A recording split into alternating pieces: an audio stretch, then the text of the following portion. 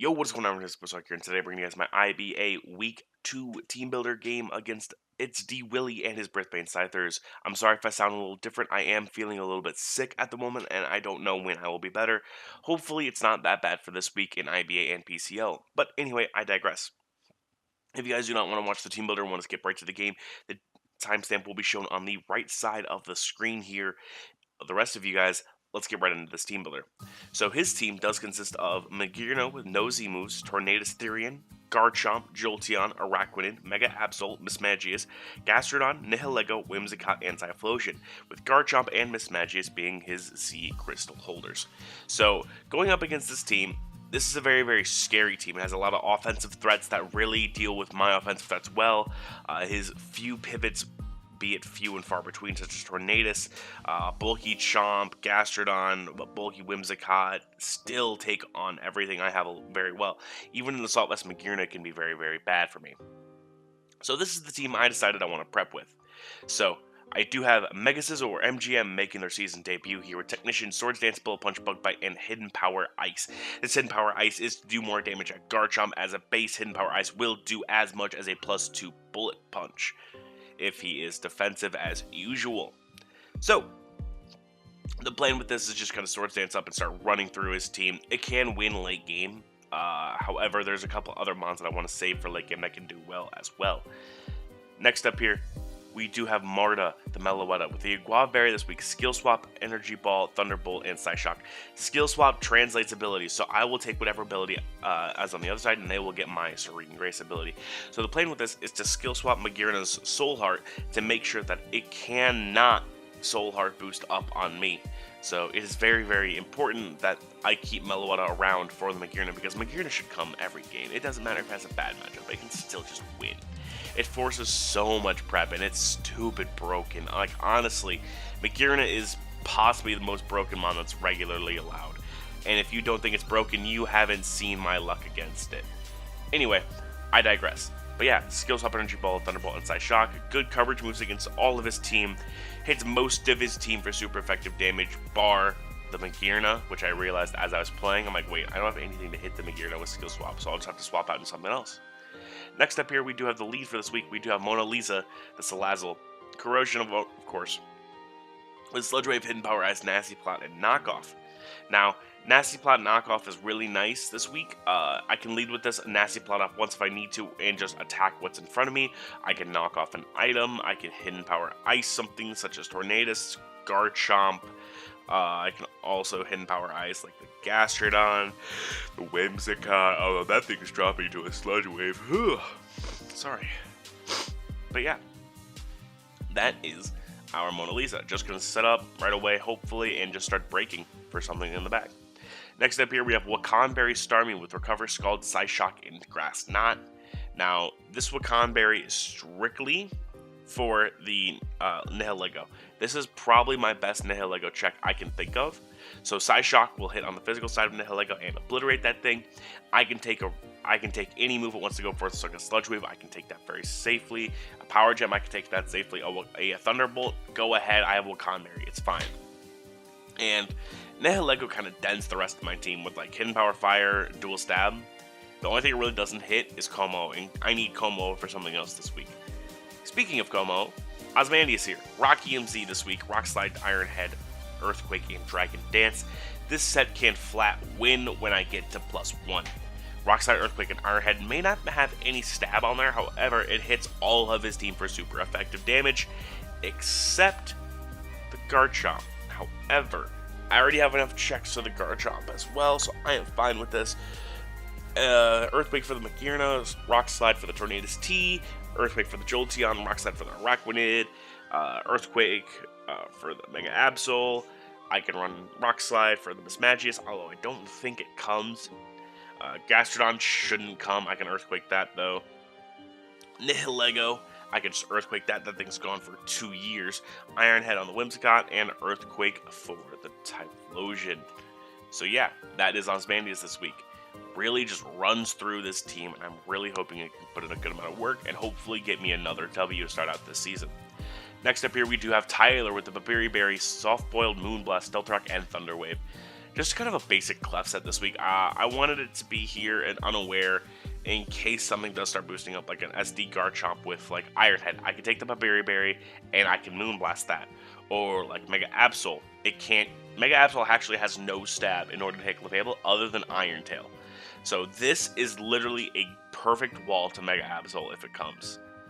And it also really helps me wall the ever-living heck out of the Garchomp.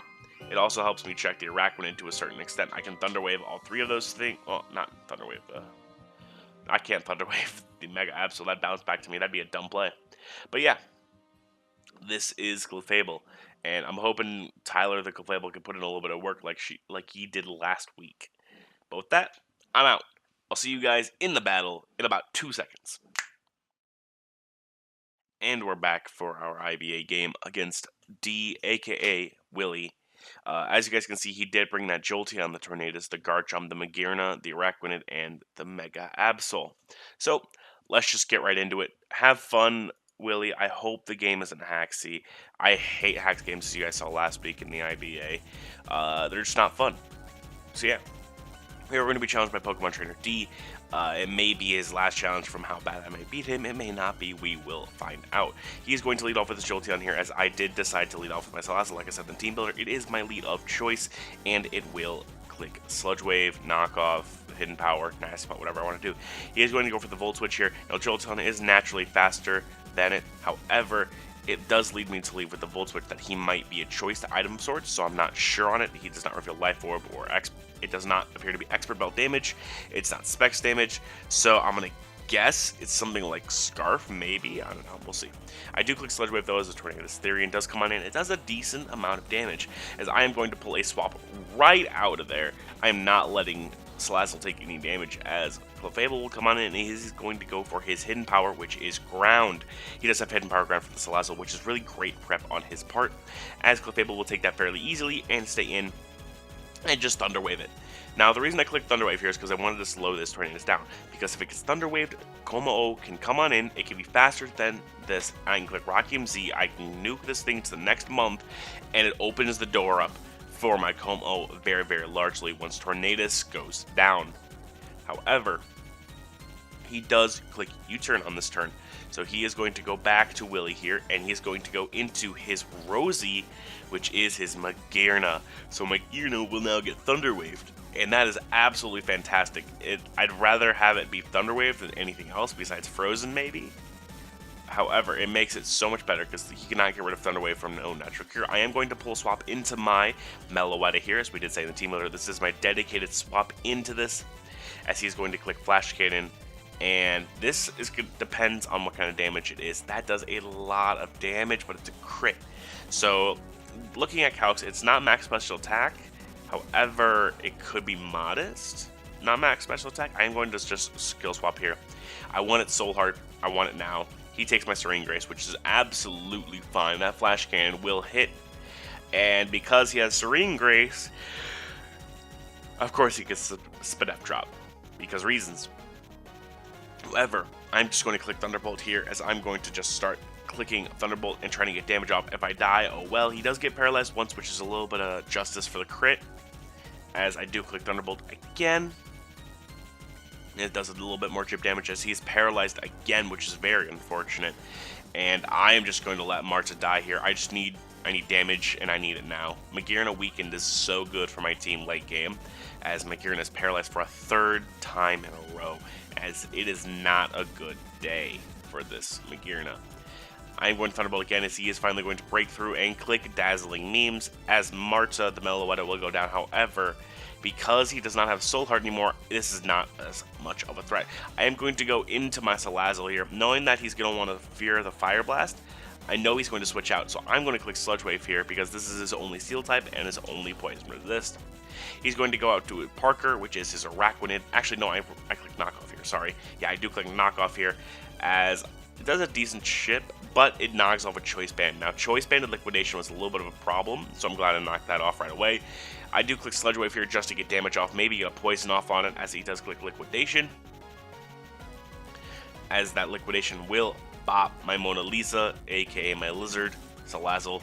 So unfortunately, we do go down 4-6 right here. However, it does open my door up for my Mega Scizor, as a Bug Bite does kill from this range. It kills from 50% onward. It kills at 50%. So I'm going to Mega Evolve, and Mega Scizor will make its debut, looking all cool, shooting some people outside of the school. But that Bug Bite will come on through, and it will knock out that Araquanid. So Araquanid drops, and now it's on. It's on like Donkey Kong. That Tornadus comes on in, and this is where it's going to start getting really fun. I'm going to swap out into my Clefable here. Sorry. My Clefable here, as he does click Heat Wave, revealing that he does have the nice tech for it, which I expected. However, that is going to do a decent chunk to this, and I am going to Moonlight here, I believe, as he's going to U-turn, get a little bit of chip damage off, but not a whole heck of a lot. He does go back to Willy here, as he is going to go out into Rosie, his Magearna again, as I click Moonlight to get some HP back, so I can be a better amount of HP. So knowing that this thing has Flash Cannon, I don't want to get rid of my Berry just in case of the Mega Absol having Iron Tail. So I'm going to go into Starmie here, as Rosie uses Flash Cannon. So the Magearna clicks Flash Cannon again. It's going to do a little bit of damage, but Starmie's bulky enough this week where it doesn't do too much. It does not get the Spadef drop, thankfully, as I will click Scald once, just to see how much damage off, and that actually has a chance to kill, as he's unfortunately paralyzed again. This Magearna is not doing anything this game. Picked up a kill, but however, it became no threat because of the paralyzation, and I will kill off with the next Scald, so Starmie will pick up the kill on Magearna. How often do you see that? He will go into his Bolt here, which is his Jolteon, and because he went into it so quick in the game, I knew immediately it was Scarfed. However, I wasn't like extremely sure. My Walk-On Berry will protect me from a Thunderbolt from this thing, from Scarf, so I know I can live it. However, he does crit on his Volt Switch, so that's like regular Volt Switch damage. So Thunderbolt barely wouldn't have killed from that damage. So he is going to go out into his Toa, which is his freaking bird thing, as I will click Psyshock and get a nice good chip damage off, as I'm just going to let Starmie drop here. I don't need it anymore. It did everything it needed to do, as Starmie will drop, unfortunately. However, this does mean that whatever he decides he wants to go out into, I can pick what I need to go into as well. So he does go into his Mega Absol here, and as you guys know from the Team Builder portion, my direct switch-in is still fairly, it's at a great amount of health. The Clefable will come right on in here, and I will just click Moonblast. You can Mega Evolve all you want to. Mega Absol will come out here. It's pretty cool animation for Mega Absol, however, it's not going to be able to do anything to my Clefable. Knockoff will come out, it will click Knock, does not do much. It will knock off my Berry, but I don't need it anymore, really, besides like an Iron Head from Garchomp, maybe?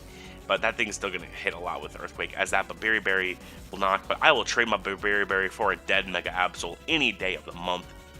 He does go into his Land Shark here, which is his Garchomp, and Garchomp will use a Z move on my Clefable. That is a Groundium Z. Gotta throw that hand in the air, one on the ground, gotta make that T section go, as the Street Shark will use its Z move of Tectonic Rage, and this is going to body my Clefable. There was a 5% chance I lived this, and that's if he's Jolly. So if he's Adamant, it didn't matter, it killed. So that Z move will kill, as Clefable will go down. However, this does open the door for my Mega Scizor. Because I'm at such a good amount of HP, I can click HP Ice into Bullet Punch and kill this thing without having to Swords Dance.